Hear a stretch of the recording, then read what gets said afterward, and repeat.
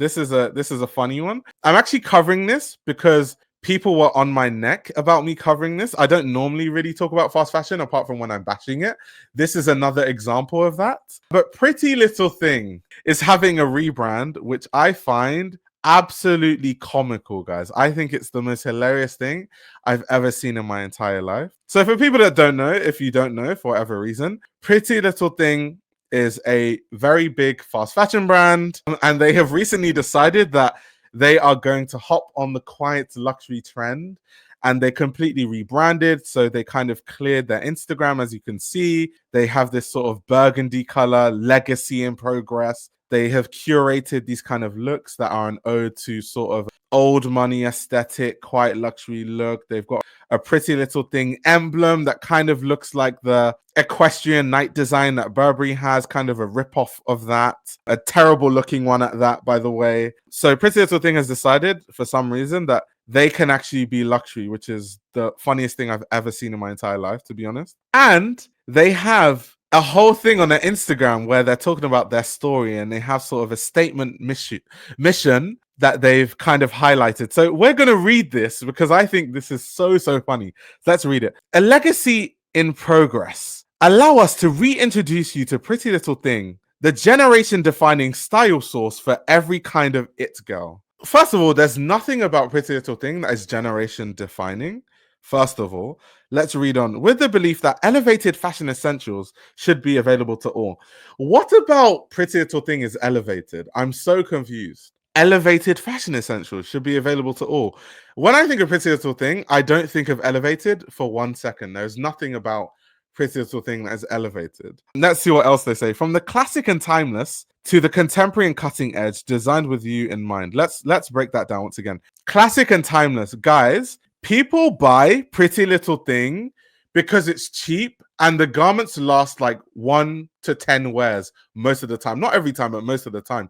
People buy PrettyLittleThing when they want to wear a dress at like a party or an event that they're probably only going to wear once. There's absolutely nothing classic or timeless about that. Whoever wrote this needs to learn how to use the English language and actually learn what English words mean, because PrettyLittleThing is literally the antithesis of what classic and timeless represent and what they mean from a dictionary standpoint. So that to me is the dumbest thing that PrettyLittleThing could put in a press release. It literally makes no sense. But reading on. Our icon, the unicorn, because we cater to the individual. No two people or wardrobe should ever be the same.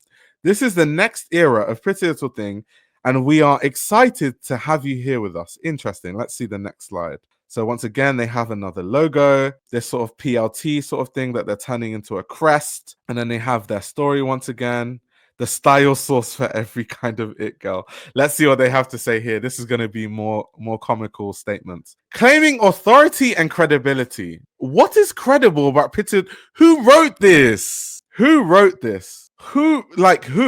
Credibility. There is absolutely nothing credible about PrettyLittleThing. When I think of PrettyLittleThing, I think of the Leicester factory scandal. For people that don't know, let me see if I can get it on the screen. So there was a time that £1 billion of Boohoo's value was wiped because it was found during COVID that, during COVID, there were COVID laws that meant that, certain people had to social distance.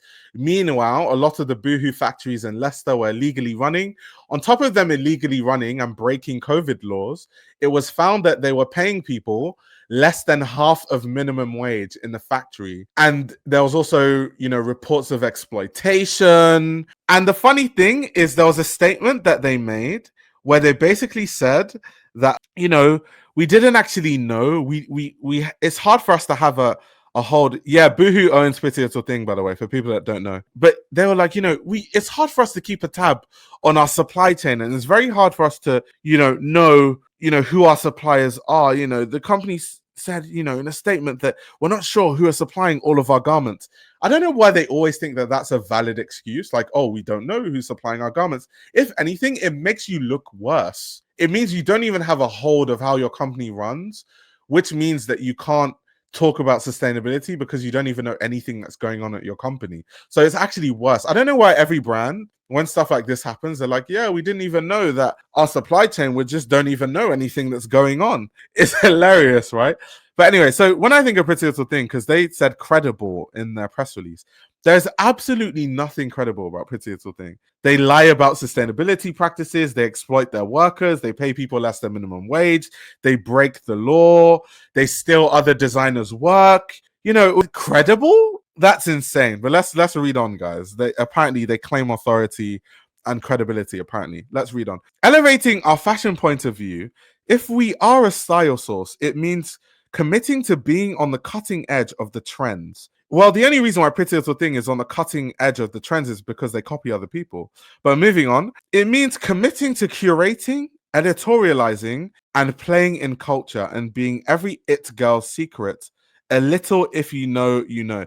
There is nothing about Pretty Little Thing that is if you know, you know. There is literally nothing about Pretty Little Thing that is if you know, you know. Like, I don't know where they got that. All the girls are here. All the girls should not be there. If I'm going to be very honest with you, all the girls definitely shouldn't be there. So yeah, a lot of people wanted me to cover this sort of Pretty Little Thing rebrand. So I did kind of look into it. Something that I found interesting off the get-go that I kind of noticed immediately was how they changed their font. I don't know why they changed this sort of like, let me see if I can put on the screen the previous font of Pretty Little Thing. So you can see it was kind of more like blocky. This was how it used to look. And then they changed it to this sort of, you know, italic sort of font. Do they think that, you know, italic fonts are more luxe? Is that what they think? Is that what they are going for? Interesting. So something I really want to do, since, you know, Pretty Little Thing has had a rebrand, is I want to look on their website and see if they have changed, you know, the fabrics they are using. The reason why this is important is one of the big reasons I think that Pretty Little Thing rebranded, from the research I was doing, is I think that a lot of these fast fashion brands are struggling with Temu. Like, they're struggling to compete with the likes of Shein, with Temu, a lot of these like Chinese companies. So they're pivoting and seeing if they can charge a higher price, knowing fully well that they can't sell as much as Shein and they're not going to grow as quickly as Shein. So if they can sell their products for a higher price, then maybe that's how they can, you know, keep up with the market. However, this is why, and this is the reason why we need to talk about fashion in a more critical way, rather than the whole, it's just clothes, bro. Because what happens when you talk about clothing in a reductive way is brands feel like they can just start calling their crappy made clothes elevated basics and, you know, timeless craftsmanship. And the customers eat it up because they don't know any better, because no one actually, you know, has conversations around what quality is, what quality means, why you shouldn't be buying any of these kind of brands that are charging you £200-300 for a piece. It's literally comical. And it's just a big issue. But that's why I think they're rebranding. I think they are trying their best to keep up with a lot of the Chinese brands by increasing the price point. But I'm curious to see, you know, how exactly this looks. Even these their pieces, this is what they're going with for their quite luxury look. Let's see. Even the models, the color palette, because Pretty Little Thing used to be really, really colorful. Now they're going with muted tones, white, beige, brown, black, navy. So I find it quite interesting that this is the direction that they're going in. Let's have a look, guys. Let's see what fabrics we're working with right now. Since everything now is about craftsmanship, let's see. First of all, the shape of this looks absolutely comical. Let's see. Straight to fabric and care. 95% polyester, 5% spandex, lining 100% polyester. So basically, it's a plastic dress. Amazing.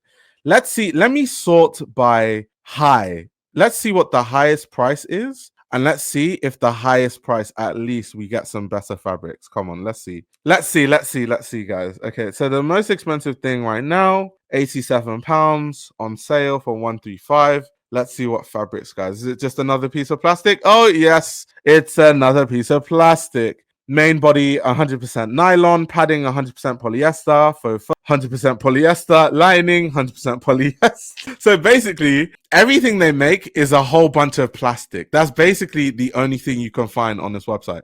Everything is plastic. Oh, amazing. They are calling this a grey oversized wool look trench coat. What the hell is a wool look? It's either wool or it's not. Wool look is the dumbest thing I've ever read in 2025. Wool look. Let's see. A whole bunch of plastic. Once again, drum roll, please. 100% polyester. 100% polyester, guys. This is absolutely hilarious. Wool look is the funniest thing I've ever seen. First of all, the fabric looks absolutely atrocious. Even in pictures, it looks bad. Normally, even if a fabric is bad, if you have good photographers, you can make it look good. But in this case, the fabric is so terrible, it looks bad even in pictures. That's actually quite comical. This looks horrible. This looks so bad. Like, this might be the worst coat I've seen this year, honestly. This looks so bad. Wool look trench coat. We've reached a new low in fashion, guys. We've actually reached a new low. 100% polyester. Is there anything that isn't plastic? At least one thing. One thing. Let me have a look at something that maybe just looks like it isn't made out of polyester. Let's see. Textured mini dress. Imagine, guys, 100% polyester once again. 100% polyester. These are guys that said in their statement that, you know, it's about timeless fashion and it's, you know, let me actually read it word for word. I don't want to paraphrase. Let's use their words, guys. So they said, with the belief that elevated fashion essentials should be available to all. I don't know what they mean by elevated. Maybe elevated plastics. I think the first thing they need to elevate is their supply chain. I think that's the first thing they need to elevate. Let's see what else they said. Defining style source for every kind of it girl. Claiming authority and credibility. So guys, do we think that they are claiming authority and credibility by having a brand where everything is made out of plastic? It's literally just a plastic brand. Like, that's crazy. What polyester farm do they source from? Polyester farm is actually crazy. Imagine like you could actually, like, people used to grow polyester out of a plant. That's hilarious. But yeah, that's funny. Let me have a look. I'm on a mission to find something on their website that isn't plastic. Let's see. Imagine having a hard time finding something that isn't plastic on a website. That's a new low. I don't think I've ever had that before. 100% polyester once again. Good Lord. Everything is polyester. Literally everything. Let's see. Satin lapel blazer dress. Let's see. Fabric and care, 100% polyester. Oh my God. Like, I know PrettyLittleThing is bad, but wow. Genuinely everything is polyester. No way. Okay, denim. Denim. Come on. Come on, guys. At least some cotton. Come on. Oh my God. 73% polyester, 22% rayon, 5% elastane. They couldn't even. Oh my days. Oh my gosh. Oh my gosh. That is actually crazy. That is the craziest thing I've seen this whole year. That's actually mad. Yeah, not even the denim. Not even the denim. I like that as a name. Pretty Little Microplastics. I love that. That is very accurate to what this brand is. What about the accessories? Let's have a look, actually. That's a good question. I think all of us are very curious to see kind of what the accessories are made out of. Okay, let's see. Hoop earrings. Let's see. Material. I mean, they are cheap. So in this case, 90% zinc, 10% iron. Those are the kind of earrings that are going to turn green on your ears. Like, first of all, the gold whatever plating they've used is going to wear off. And then it's going to start making your ears go green. That's one of those kind of things. The weird thing is, I don't actually understand why anyone buys jewelry from these kind of brands, if I'm being honest. If I want really nice, cheap jewelry, I'm going to go to a market in London, like Brick Lane or somewhere, and go to one of those stores where they sell like 95 sterling silver jewelry for the same price. And it's 95 sterling silver, so it's going to last quite a long time. I don't understand who the target audience is for this kind of stuff in the first place. I really don't understand. Low-key, I unfortunately don't think most customers care about if quality actually changes. Newcomer will buy into the marketing on face value and view it as better regardless of whether it is. But what scares me is, for these prices, obviously I know that some people don't want to wear things secondhand, which I think is not a good thing, by the way. There's nothing wrong with secondhand clothing. But anyway, for the price of £45 to buy this 100% polyester, you could literally go on eBay and buy like a Yoji dress for the same price, like on auction. That's made with like 100% wool or something like really nice, right? I don't get like I just when I see stuff like this, I'm just like, why does anyone buy this stuff? I just don't get it. You are forgetting there are people who are dirt poor, not savvy, like paying with Klarna. I want to look like they have enough money to keep up with the current trends above all else. So I've talked about the price thing before. I'll say it once and I'll say it again. I don't think it has anything to do with affordability because once again, I compare it to when I lived in my village in Nigeria. Most people in my village in Nigeria don't have access to internet, so none of these people are ordering stuff online. People who order stuff online, it means you already have access to internet. It means you can order other things online, and at that point, there's no excuse because the same way that you order PrettyLittleThing online is the same way that you could buy better quality pieces on Depop or the Real or on eBay that are better made, better quality, better fabrics for sometimes even cheaper than some of these prices. There are also other fast fashion brands that sell cheap things, but the quality is higher. Think of the likes of, Uniqlo or COS on sale. Sometimes COS does insane sales where the prices actually become comparable, or even Arquette. The prices become comparable to, PrettyLittleThing. So the price thing, I never ever take that argument seriously. It's not a personal attack, L, by the way. It's more like a general thing that I see where people are like, oh, I can't afford it. I can't afford more expensive clothes. It's like, no, that's not a valid excuse. I lived in a village where no one had internet access. So I'm not the person that you can tell stuff like that to. I'm not like a millionaire son. I'm not coming from that perspective. I think it's a lousy excuse. The whole like, oh, we can't afford any better. I think that's just a very lousy excuse. I always think it's a lousy excuse so that people that want to overconsume, it's an excuse that they use so that they can overconsume. Personally, that's what I think. What's crazy, I think, is the market of brands many on Instagram that have comparable quality to this garbage, but mark up the price like crazy. That's true. That's definitely true, to be fair. It definitely is laziness. That to me is the biggest issue, I think. More so than anything else. I know people who would wear this, and I'd say more than cost. Most people don't know Depop or Uniqlo exists. I mean, how can you not know that Uniqlo exists though? Like in the UK, for example, because PrettyLittleThing is a huge brand in the UK, it's mainly UK based. So PrettyLittleThing, we're specifically talking about the UK where I live. There are massive Uniqlo stores all over the UK, especially in London, where most people are actually over consuming these PrettyLittleThing dresses, right? So how could you not know what Uniqlo is when Uniqlo is in all the major shopping malls? That doesn't make sense to me. Like, how could you not know that? I don't know if I buy that people don't know that Uniqlo exists. I don't really know if I buy that. You guys are going crazy in the comments. Okay, Elle says, it is lousy to be fair. I've worked with a lot of people who are borderline homeless.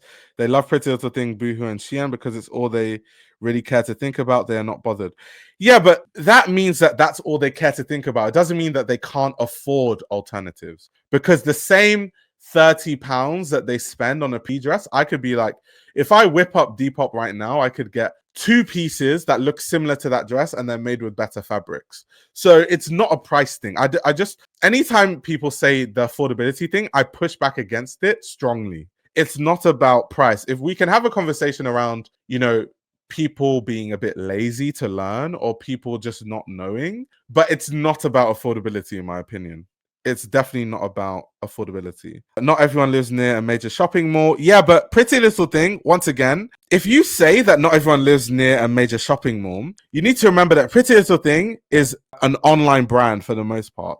So the same way that you order PrettyLittleThing online is the same way you can order a bunch of other things. So the internet is a very big place. You can't just tell me the only place that you know to buy, cheaper clothing is PrettyLittleThing. I don't know. I question that. I think that's really questionable, to be honest. I think that's very, very questionable. Because if you're ordering online, that's even worse because that means you have the whole internet to your disposal in terms of places that you can order from. So yeah, I don't know. Either I just find that every rebuttal against buying these like ultra really cheap plasticky clothes is always really bad. It's the points are always bad. Like I have a response for it almost immediately. People are suffering from cognitive dissonance. You're not wrong. Boohoo, Shein, and made their name on cost though, so people just check them. I think if anything, all it shows is that it's the marketing machine. It's the marketing machine of all these kind of, garments. It's a big marketing machine. You can't return items that don't fit you on Depop or eBay, and Uniqlo doesn't have trendy pieces that those people want. So you can, not necessarily on Depop or eBay, but there are secondhand places that you can, there are secondhand stores online that you can return stuff to for sure. So once again, specifically Depop and eBay, maybe you can't. In some cases, you will be able to if the seller is like that nice.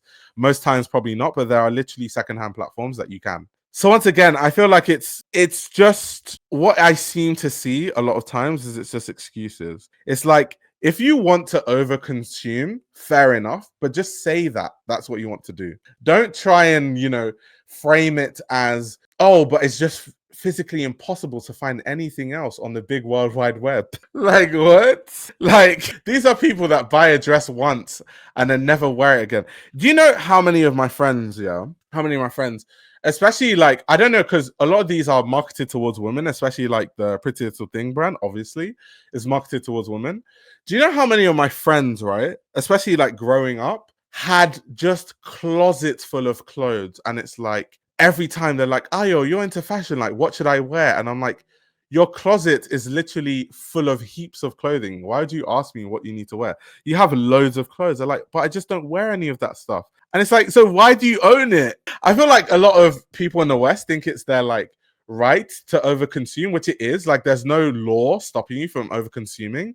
But at the same time, they want to act like it isn't what it is. They want to behave as if they aren't overconsuming. It's just, they're just prisoners of their own circumstance. It's like, no, you just overconsume and you're wasteful with the way that you treat clothing. That's all. That's all it is. This is my biggest cultural shock living in Europe. They're so comfortable with overconsumption. Where we come from, people buy clothes one time every 2 or 3 years. Yeah, exactly. Which is why these arguments always fall flat to someone like me. Because, guys, I grew up in Nigeria, in an African country. And part of when I was there, like I always say, I lived in my village for 2 years. No one consumes like that. So if you're talking to me, I always see people in the West as a bit like spoiled, where like, we need to buy 50 dresses a year. Like, you just sound crazy. Like, you don't need to consume that much. And if you're fighting for your right to consume, that's fine. But if I accuse you of over consuming or buying plastics, you shouldn't be offended by that. I just think it's like it's just this weird, like, how dare you critique the fact that we buy 50 plastic dresses every year? No, I just don't agree with any of it, to be honest. I don't agree with it. This YouTube channel runs on your support. If you want to support the channel, you can subscribe to my Patreon. You'll gain access to exclusive content that includes everything from my Patreon podcast, where I give a behind-the-scenes insight into the fashion industry, as well as a fashion book club, where I review my favorite fashion books. You can also check out my fashion ebook, which highlights the best fashion journalists to follow, definitions of common fashion terminology, and how to determine what a good source of fashion information is. The links to everything are in the description below.